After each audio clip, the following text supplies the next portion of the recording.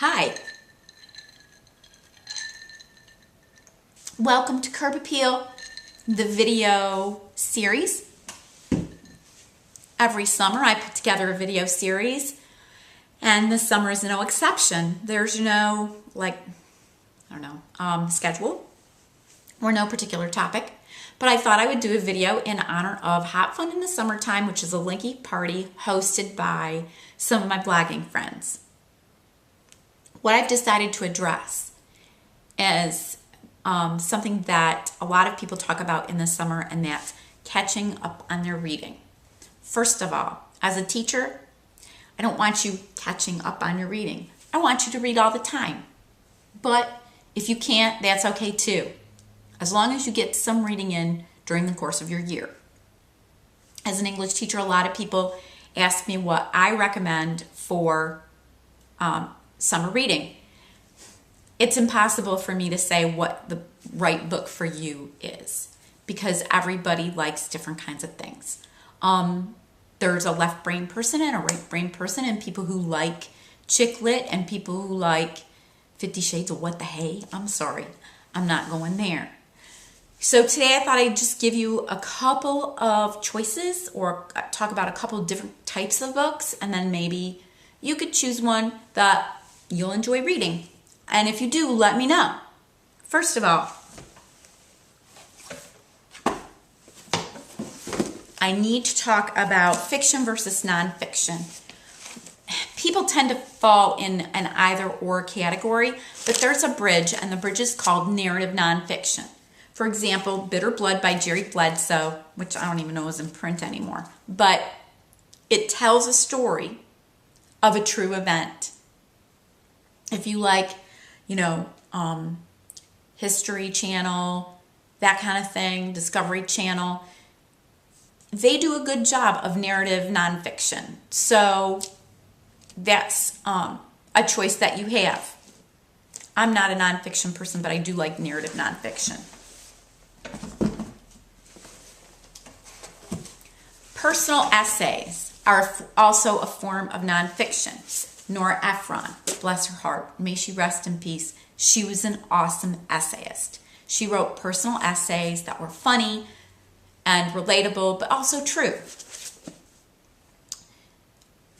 One of the people I see maybe picking up the mantle that Nora Ephron left is Lori Nataro. She's awesome. She writes personal essays, but she also writes fiction. Her personal essays are a lot of fun, but I love her fiction. She writes hilarious books with, hilarious things that happen to her characters, and a lot of them you can recognize from her personal essays. So I love Lori Nataro. Also, if you email her, she'll email you back. It's very cool. It's like having a friend who writes for a living, and, who doesn't want to write for a living? Yeah. Okay. The other thing I'm going to suggest is, in order to be kind of a well-educated and well-rounded person, you should read a couple of classic novels. I'm not saying run out and buy, James Joyce. No, don't go there. But I will say there are some classic novels that everybody knows that you might enjoy.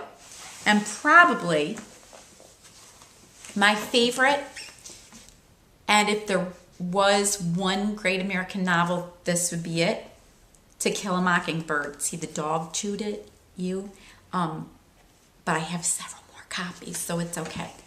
To Kill a Mockingbird, Harper Lee's one and only Pulitzer Prize winning novel. Who does that? Writes one book and it's a Pulitzer Prize winning novel.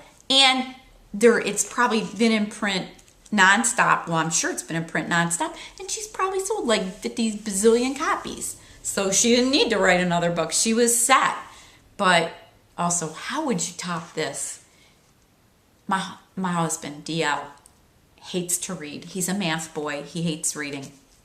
Devoured. Not this book. He didn't do that. But he devoured another copy. Not literally. Of this book. He couldn't put it down.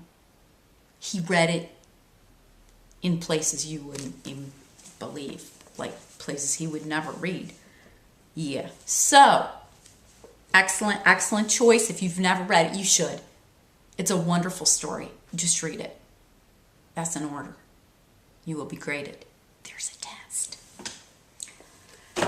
My own personal favorite classics, of course, are by my girl, Jane Austen. Love her. You may have seen her movies. They weren't hers, but they were, the story. If you can, get through Jane. It's difficult. She wrote in the 1700s. So it's not easy to read Jane Austen. But it's worth it because her female characters are so strong and so wonderful and so unconventional for the time. They're modern females, which I think is awesome. Now, if you can't, get through Jane Austen.